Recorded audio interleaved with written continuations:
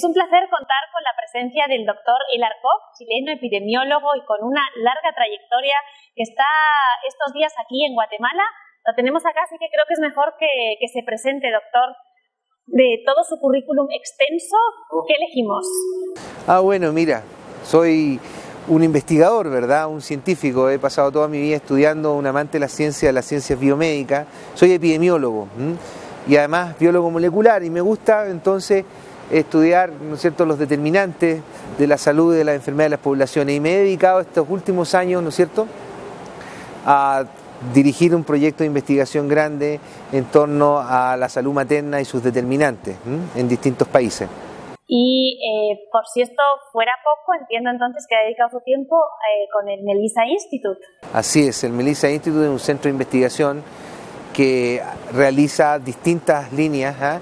Una de ellas, por ejemplo, una de las que más me maravilla, tiene que ver con la vida embrionaria y lo que llamamos medicina embrionaria. Estamos tratando de desarrollar un paradigma que permita mejorar, ¿no es cierto?, la salud ya desde tempranamente, ¿no es cierto?, en el útero. Estamos desarrollando, por ejemplo, investigando terapias experimentales para el síndrome de Down, ¿no es cierto?, en útero, ya. Estamos desarrollando técnicas para detectar también el síndrome de Down lo más tempranamente posible, detectar la presencia del embrión apenas haya ocurrido la concepción. Eso es realmente un área de investigación que nos gusta mucho, el inicio de la vida humana, ¿no? O sea, todo esto que tiene que ver con la vida tiene algo que ver también con el nombre del instituto, del nombre de una mujer, ¿puede ser? ¿O a qué se refiere? Sí, Melissa es un nombre mujer, ¿no? También hay flores de Melissa, ¿no? Pero no, Melissa, la verdad es que nació en Estados Unidos el nombre, digamos, como una iniciativa, se llamaba Iniciativa Melissa, Melissa Initiative. Melissa significa Molecular Epidemiology for Life Science Accountability, o sea, epidemiología molecular para las ciencias de la vida, digamos, en general. Y eso es un acrónimo que forma el nombre Melissa. ¿Y cuáles han sido las últimas investigaciones que se han hecho en el instituto? Bueno, mira, en este último tiempo hemos realizado distintos tipos de investigaciones, y una de las más relevantes ha sido que hemos investigado los determinantes de la salud materna y de mortalidad materna en dos experimentos naturales, uno en Chile y otro en México. ¿Es su primera vez aquí en Guatemala? Primera vez aquí en Guatemala, sí. ¿Y qué es lo que le trae a este país? Bueno, mira, estamos realizando una difusión y conferencias científicas a colegios médicos, ¿no es cierto?, parlamentarios, ¿no es cierto?, y miembros de la sociedad civil, difundiendo los resultados de estas investigaciones para promover un paradigma de salud pública basado en evidencia. Es decir, en este caso estamos presentando los resultados de estos experimentos naturales en Chile y en México para ayudar a que se desarrollen estrategias y políticas públicas que ayuden a mejorar la salud materna, a mejorar la salud de las madres y sus hijos, y a reducir las muertes maternas, que en su mayor parte son prevenibles, son evitables. Habla usted de experimento natural. ¿Podría explicarnos un poquito mejor qué significa? ¿A qué se refiere con eso? Bueno, los epidemiólogos llamamos experimento natural a aquel que sucede, ¿no es cierto?, en una población sin que haya ocurrido una intervención, digamos, de los investigadores. En un laboratorio, por ejemplo, en nuestro laboratorio, nosotros manipulamos las variables y las condiciones experimentales, pero en un experimento natural de población, ¿verdad?, no se hace. Por ejemplo, podría ocurrir un terremoto y nosotros quisiéramos evaluar qué ocurre con las hospitalizaciones psiquiátricas, por ejemplo, ¿ya? O bien la promulgación o el cambio de una ley, por ejemplo una ley de aborto. Por ejemplo, en un país se puede restringir el aborto y en otro se puede, ¿no es cierto?, liberalizar el aborto. ¿Qué efecto tiene eso, por ejemplo, sobre la mortalidad materna? Es una buena pregunta. Eso pueden resolver los experimentos naturales epidemiológicos. Son oportunidades ya que ofrecen, ¿no es cierto?, la data que exista en un país para hacer estudios de largo tiempo, por ejemplo. 50 años, por ejemplo, que fue en el caso del experimento natural chileno. Ha dicho usted muchas cosas. Vamos a ir despacito desgranando todo este concepto. Habla usted, me ha dicho acerca de los datos. Es importante tener un buen registro de datos para poder llevar adelante un estudio, una investigación como el que ustedes han hecho. No solo para hacer investigación, sino para implementar políticas públicas y medir la magnitud de los problemas de salud pública. Si tú no mides cuántas muertes maternas están ocurriendo en un país, ¿ya?, las muertes maternas, digamos, no vas a tener una idea, ¿no es cierto?, de la magnitud del problema, ¿ya? Y así también se compara el progreso de las regiones. Por lo tanto, implementar buenos sistemas de información y de registro, de notificación y registro de muerte o de nacimientos también, ya, y de información demográfica, saber cuántos nacen, cuántos mueren, de qué mueren, cuáles son las causas de mortalidad, es muy, muy importante. Decía usted que sería una buena pregunta responder acerca de si las leyes de aborto influyen o no en la mortalidad de la salud materna. ¿Sería capaz, Melissa Institute ha sido capaz de responder a esa pregunta? Hemos podido, yo creo, desarrollar muy buenas líneas de evidencia en torno a ese tema, ¿eh? Por ejemplo, en el caso del experimento natural de Chile. Chile cambió su legislación del aborto en 1989, prohibió el aborto, ¿ya? O derogó la ley de aborto terapéutico, para ser más exacto, más preciso. Y obviamente teníamos la tendencia de las muertes maternas antes y después de esa prohibición. Existe una noción que sugería, ¿no es cierto?, que cuando se derogan leyes de aborto, se prohíbe el aborto, la mortalidad materna va a aumentar. Y esa sería una razón, ¿no es cierto?, para promover leyes que faciliten el aborto. Pero resulta que en el experimento natural chileno no ocurrió eso.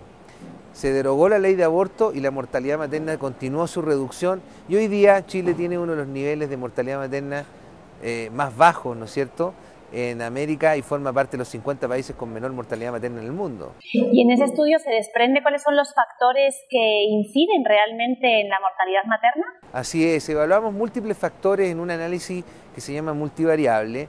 Determinamos, fíjate, que el nivel de educación de las mujeres era un factor fundamental para reducir las muertes maternas. Aumentar el acceso a la atención profesional del parto, al control prenatal, ¿ya? Al menos 4 controles prenatales durante el embarazo, que sea un acceso universal, ¿ya? Mejorar, ¿no es cierto?, el acceso a los servicios de emergencia obstétrica, también es fundamental, porque las mujeres, la mayor parte de las mujeres que mueren con una complicación del embarazo, mueren durante las primeras 48 horas, y si no acceden a una atención, ¿no es cierto?, oportuna de emergencia, por ejemplo, en el caso de una hemorragia, en el caso de una obstrucción del parto, podría, ¿no es cierto?, morir. Entonces, aumentar el acceso es muy importante. Otras variables, aumentar el acceso al agua potable, al alcantarillado, para disminuir la enfermedad infecciosa y la diarrea, ¿ya?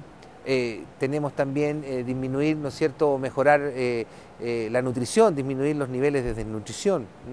Son muchas las estrategias que influyen, ¿no es cierto?, y que en estos experimentos naturales se determinó que influían. Los niveles de violencia contra la mujer, por ejemplo, en el estudio, en el experimento natural mexicano, mostraron una asociación con la mortalidad materna, ¿eh? Es decir, los niveles de violencia contra la mujer embarazada pueden determinar, por ejemplo, un aumento de mortalidad. ¿Y cómo, después de estos días en Guatemala, en esta toma de contacto con el país, entiendo que ha estado con diputados, con universidades, con profesionales médicos, con sociedad civil, todos estos, ¿se ha podido dar cuenta de este contexto? ¿Es adecuado el contexto guatemalteco para poder, por ejemplo, iniciar una investigación de este tipo? Primero que nada, haber compartido esta información con parlamentarios, con el colegio médico, ¿verdad?, esta evidencia, y también discutir las condiciones actuales en las que se encuentra Guatemala. El medio vaso lleno de estas reuniones es precisamente esa, que hay mucho espacio, mucha oportunidad para mejorar la salud materna en Guatemala, y hay que hacerlo. Hay espacio para mejorar la educación de las mujeres, espacio para mejorar la atención profesional del parto, ¿ya? Y aquí tiene que haber la imaginación y las voluntades, ¿verdad?, de destinar los recursos, los presupuestos para tomar las medidas que necesita Guatemala. También tiene sus propios factores que lo dificultan, ¿verdad? Creo que es muy importante entonces, por ejemplo, mejorar los registros, ¿ya? Y creo que hacer investigación también y apoyar esa investigación acá. Hemos hecho algún contacto con algunos investigadores, ¿no es cierto?, potenciales, que podrían, ¿no es cierto?, trabajar con el Melissa Institute para, ¿no es cierto?, sacar algunas investigaciones sobre la salud materna acá. Para que la gente pueda dimensionar cuál es el impacto que tiene un estudio científico, una investigación, ¿cuál es el proceso que se lleva a cabo para poder publicar una investigación del estilo de las que ha publicado Melissa hasta ahora? Bueno, en este caso, levantar la información, digamos, de las fuentes más fiables posibles, ¿verdad?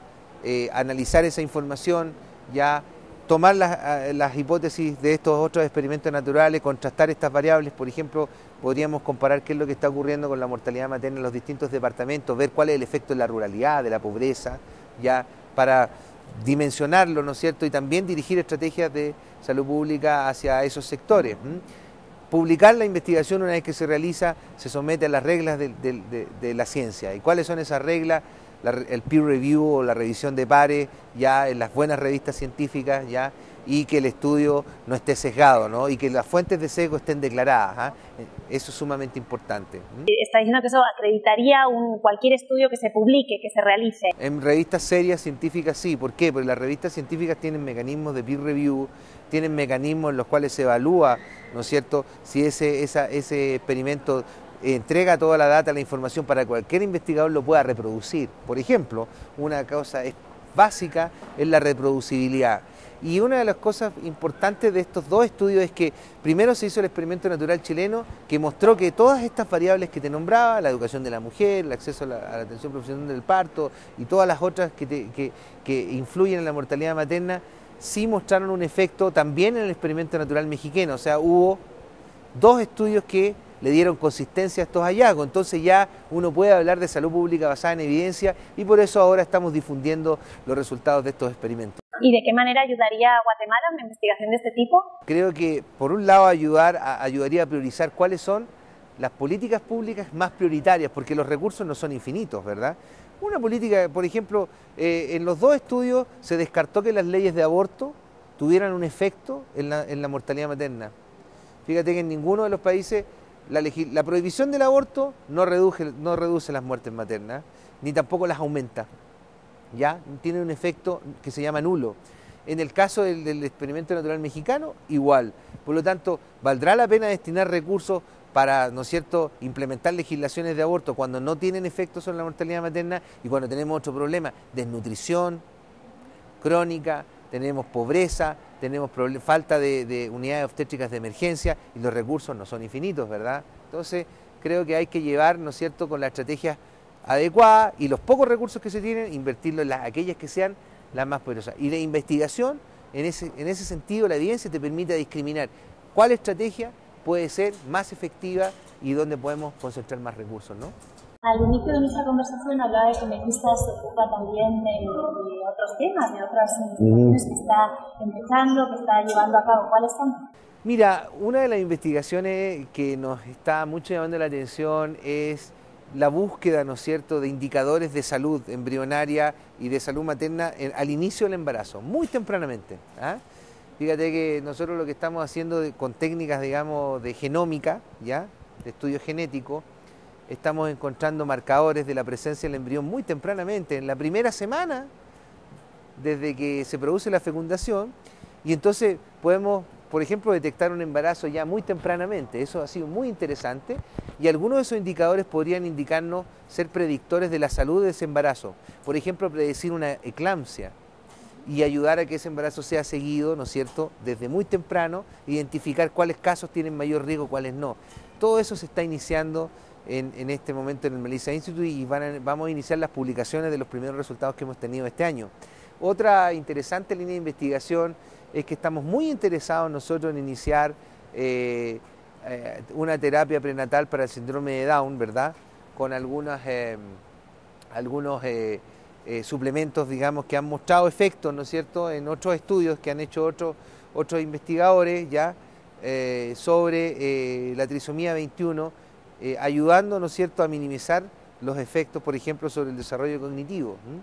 El extracto de té verde, por ejemplo, mostró en un ensayo clínico en personas con síndrome de Down mejorar la memoria y la atención. Ya actualmente se piensa que si este tratamiento se inicia prenatalmente con estos suplementos, puede, ¿no es cierto?, minimizar las secuelas del síndrome de Down y mejorar, ¿no es cierto?, la calidad de vida de estas personas. Ya por último, digo, ustedes hacen un trabajo excelente. ¿Cómo no hay más institutos haciendo eso, más científicos? Hay muchos institutos haciendo ciencia en distintas líneas de investigación, ¿verdad? Creo que el interés obviamente también lo guían las vocaciones, ¿verdad? Nosotros tenemos una vocación especial por la salud materna, la medicina materna y muy especial por este paradigma de medicina embrionaria que es muy visionario, ¿verdad? Y los científicos generalmente escogemos cosas visionarias, ¿verdad? Cosas que no sé, sean muy difíciles de lograr y muy imposibles, y a veces uno se pasa la vida buscando ese tipo de soluciones y no las encuentra. Veamos cómo nos va a nosotros, esperemos que bien, porque el propósito sí que es bueno. Bueno, ojalá entonces haya mucha gente que lo apoye y que sigan haciendo este tipo de investigaciones que mejoran la salud de todas las mujeres y sobre todo las mujeres y los niños más vulnerables. Así lo espero yo también, que haya mucho apoyo, maestro, ¿no? Gracias, muchas gracias.